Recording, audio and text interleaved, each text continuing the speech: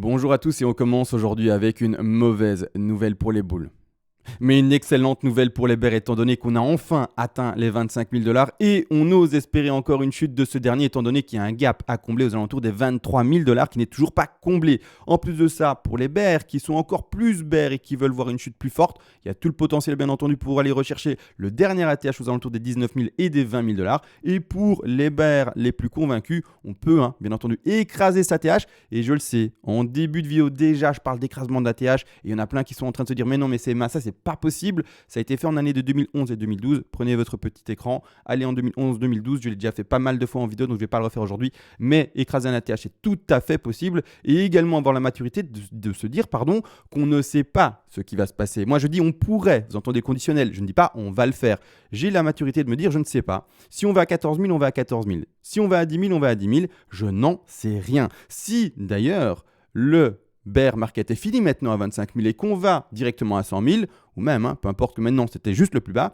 c'est également peut-être le cas. D'où également la précaution que je donne toujours. Si vous voulez rentrer dans le marché, vous achetez un peu toutes les 2 semaines, vous achetez un peu tous les mois, comme ça vous fait un prix moyen d'achat et vous ne vous prenez pas la tête avec le trading, avec les spéculations, avec tout cela. D'accord ? C'est vraiment la meilleure manière de prendre le marché et d'avoir le prix le plus intéressant. Maintenant que ça a été dit, malheureusement tout de même, je vais quand même avoir une certaine direction vis-à-vis en fait des analyses que j'en fais. D'accord ? Tout peut se passer, mais mes analyses donnent quand même une direction et plutôt finalement une indication de soit est-ce que maintenant on est déjà haussier ou de soit au contraire on est encore plutôt baissier. Et malheureusement on est encore plutôt baissier. On a été chercher les 25 000 et personnellement avec les indications que j'ai, on voit le cours continuer à descendre. On va switcher directement d'ailleurs de graphique. Étonnant, on est sur le BTC, mais non, on va changer, on va ici sur le dollar index. Alors pourquoi je montre le dollar index ? Tout simplement on en a parlé et je vous avais dit, la figure ici est totalement boule. C'est-à-dire qu'est-ce qu'on voyait à l'écran et qu'est-ce qu'on voit à l'écran ? Eh bien, c'est un W ici. D'accord ? W, je vais le dessiner comme ça on le voit facilement. W. D'accord ? Les plus bas sont toujours plus hauts. Donc ça, c'est un W confirmé. On avait bien une zone de résistance. On pète la zone de résistance à la hausse. Et par après, bien simplement, let's go. On devrait voir le cours continuer à monter. Pourquoi est-ce que je montre ça ? Bien entendu, j'ai préparé le dossier. On a eu beaucoup de choses sur Twitter, d'accord ? Et Twitter, ce qui nous montrait, c'est quoi ? C'est une résistance potentielle au niveau des 100, 105 pour l'index dollar. Et par après, tout simplement, avec le petit marteau indiqué, c'est qu'un tweet parmi tant d'autres. Il y en a des milliers, j'en ai pris un parmi tant d'autres. Et par après, en fait, écroulement du cours du dollar. Malheureusement, en fait, je ne sais pas pourquoi est-ce qu'ils ont cru à un triple top et choses comme ça. J'avais déjà d'ailleurs exprimé dans une vidéo que tout ce qu'on voit ici à l'écran, en fait, c'est tout sauf bear, d'accord ? Mais tout sauf bear. Ici, on avait un W, résistance déjà pétée parce que c'est une résistance légèrement oblique. Et tout ça, en fait, quand on est plutôt objectif par rapport à l'interprétation des figures et non pas dans le j'ai envie que ça se passe, ça, c'est boule, d'accord ? Ça, c'est un W magnifique, théorique. Par contre, si on avait vu ça sur le BTC, je vous avais fait l'exercice, je vous avais dit, imaginez que ça, c'est pas le dollar. Imaginez que ça, c'est simple, mais c'est le BTC. Tout le monde aurait vu un W et tout le monde aurait dit, ça casse la résistance, let's go pump. En fait, il y a une orientation par rapport à ce qu'on a envie et émotionnellement et par rapport à ce qu'on n'a pas envie et surtout pas envie de voir. Donc ici, si ça a été le BTC, on aurait dit pump, on n'aura pas mis de petit marteau, on aurait mis une petite flamme, une petite fusée. C'est tout simple, mais c'est juste l'émotionnel qui joue. Au contraire, si c'est le dollar index, on met des petits marteaux et crash. Non, malheureusement, c'est pas ce qui s'est passé et c'est pas ce qui se passe. On casse la résistance et on va aller chercher des objectifs normalement supérieurs. En étant objectif, d'accord, maintenant et en travaillant ça de cette manière-là, je rappelle, si vous voulez avoir des indications et que vous êtes vraiment tout néophyte, pas compliqué, vous allez sur Internet, d'accord, Google, vous regardez pattern chartiste pour la bourse, le trading, etc.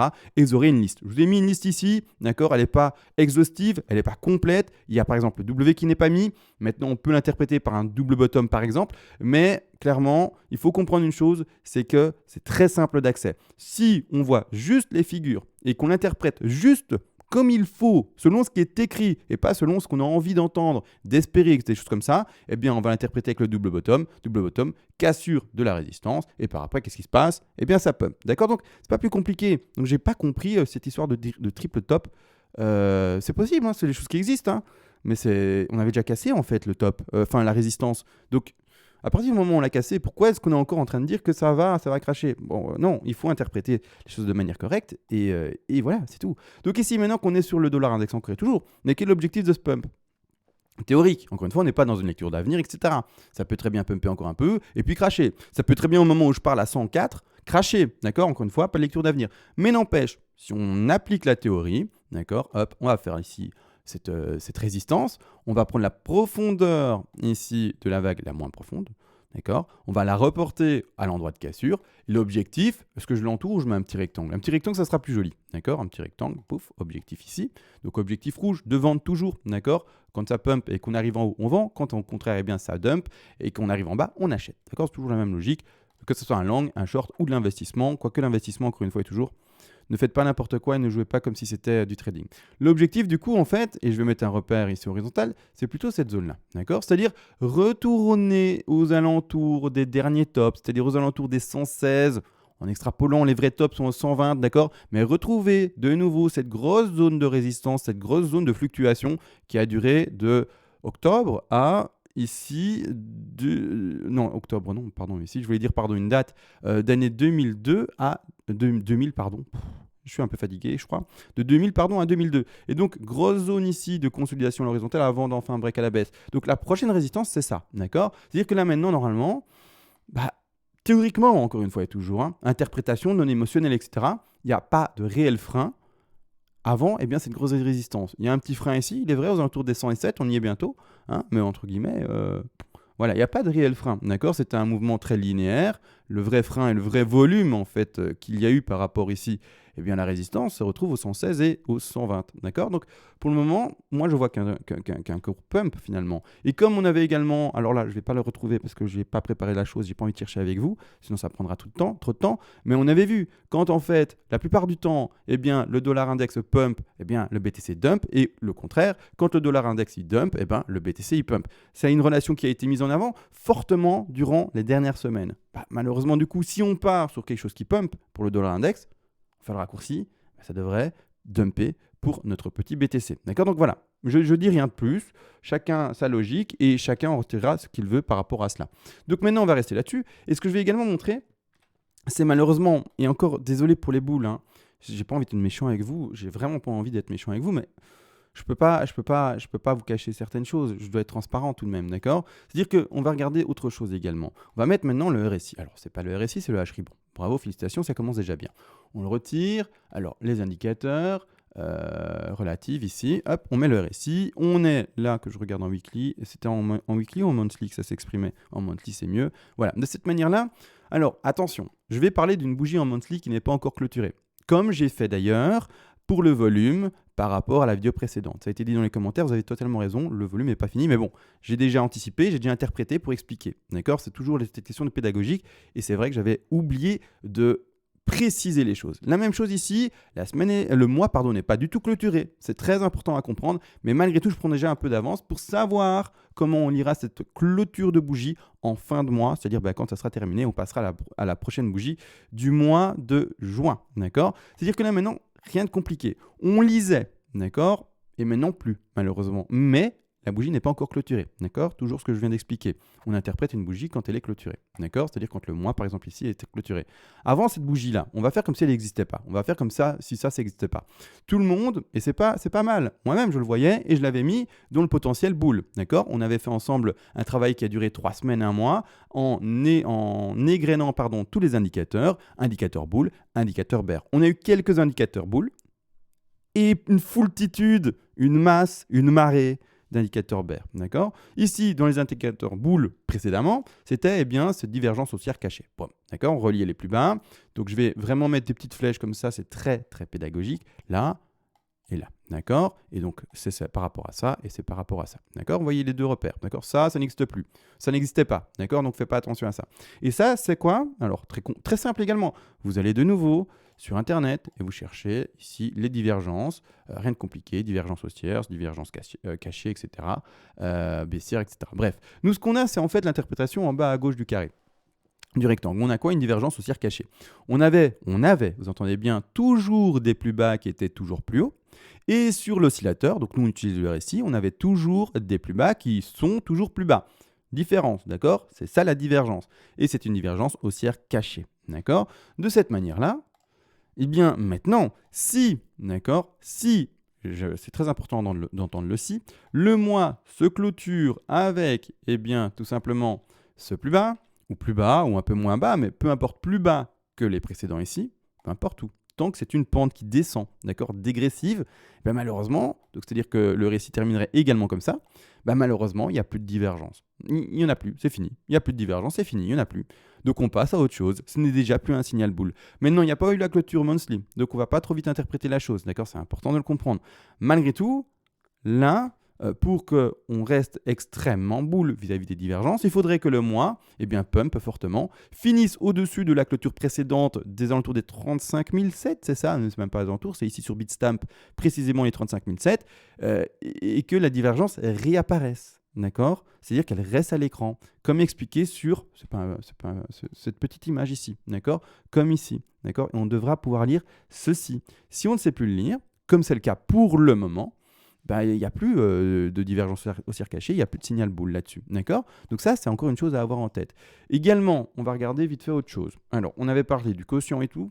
Bien entendu, on va allumer maintenant le volume. Enfin, on va ouvrir le volume et on va regarder ce dernier. Hop, pop, pop, pop. Même chose, d'accord. On va repasser en weekly comme on l'avait fait dans la vidéo précédente. Et ça, c'est important de le comprendre. Le volume est significativement beaucoup plus important quand on dessine un bottom par rapport à la vente, d'accord. Je ne vais pas parler d'un volume d'achat, je parle vraiment d'un volume de vente. Pour le moment, et la semaine n'est pas finie, on est quel jour? Jeudi? Bientôt vendredi, hein. Je regardais sur ma montre. On est jeudi, d'accord. Malgré tout, pour le moment, le volume est tout petit rikiki. Il lui reste 3 jours et on sait que le week-end, vous savez, samedi, dimanche, ça bouge pas beaucoup la plupart du temps. Donc il n'y a plus qu'à espérer qu'il y ait pas mal de volume, que ça soit en fait acheteur ou vendeur, hein, peu importe. Il faut que la bougie reste rouge, d'accord? Parce que du coup, on aura cette fameuse expression de capitulation possible vis-à-vis en fait d'un volume important. Pour le moment, c'est pas le cas, d'accord? On est jeudi, il reste encore 3 jours. Mais il faut que ça pump si on veut vraiment dessiner un volume de capitulation. Un volume de capitulation pour le montrer, c'est celui-ci. Je vais l'entourer, comme ça vous le voyez, mais c'est celui-ci, d'accord? Important la bougie, il faut encore pumper pas mal, hein, mon bonhomme, donc on n'y est pas du tout. Ensuite, donc soit ça crache très fort, et ok, ben là, du coup, si ça crache très fort, ben on va retrouver les 20 000, hein, potentiellement, hein, d'accord? Encore une fois, hein, 23 000, 20 000, j'ai donné un chiffre au hasard, encore une fois. Et là, peut-être qu'on va parler d'une capitulation, mais pour le moment, c'est pas le cas. Ou alors ça pump, mais pas trop fort, parce que sinon on va sortir en bougie verte. Pas terrible non plus, d'accord? Donc voilà, il faut voir. Hein. La même chose ici précédemment, pour quand on était aux alentours des 4 000 $, donc ça, c'était pas le bottom exclusif réel du crash de l'année 2018-2019, c'était le second double bottom, on va l'appeler comme ça, donc le double bottom finalement, aux 4 000, d'accord? Là encore, ici, gros volume, vendeur, capitulation, on le voit, un énorme volume par rapport à ce qu'il y a avant. La même chose ici, baisse, gros volume, même on doit arriver à un volume qui, quand on le regarde, on se dit « Ah ouais, ça rigole pas, quoi. » D'accord. Par rapport à ce qu'on a pu observer précédemment. Une baisse de volume, baisse. Grosse chute, vraiment les prix qui descendent fortement, volume explosif. Boum. Vous voyez ici? C'est la même chose. Ici, pour le moment, baisse de volume. C'est pas assez explosif. D'accord? C'est pas assez explosif. Explose, s'il te plaît. Vraiment plus fort. Donc, pour nous montrer la capitulation. Et ça, on peut faire le travail sur toutes les autres années, bien entendu. D'accord? Ici, par exemple, d'accord, on peut faire, donc ici, baisse de volume, paf, explosif, volume de vente, explosif, d'accord. C'est simple, hein, simple, c'est pas vrai que c'est simple. Mais voilà, en gros, c'est ce qu'on attend maintenant. C'est clairement eh bien, une explosion du volume de capitulation. Encore 3 jours. Si ce n'est pas le cas, ben on partira normalement sur une semaine encore, peut-être qui ira plus bas, d'accord. Alors rien n'est dit, ça peut parfois stagner à l'horizontale. On n'est pas obligé de toutes les semaines faire un nouveau plus bas, mais de garder une tendance qui devrait baisser, d'accord. Et à un moment, on trouvait vraiment ce volume vendeur de capitulation. Bon, ça c'était un petit mot par rapport, bien entendu, vous l'avez compris, au fameux volume. Je regarde si je dois dire autre chose. En fait, j'ai pas de chrono. Il faudrait que je mette un chrono pour savoir. Voilà, j'ai donné assez d'indications aujourd'hui, on va pas faire plus longtemps. J'essaye de faire maintenant des vidéos de 10 minutes, parfois je dépasse sans faire exprès. Petit blabla maintenant de fin de vidéo. J'ai encore investi, j'arrête pas en ce moment d'investir. Première chose, j'ai changé. Alors, j'ai mis des lunettes et une casquette. Parfois, je remettrai le bob à mon avis, parfois, je remettrai la casquette.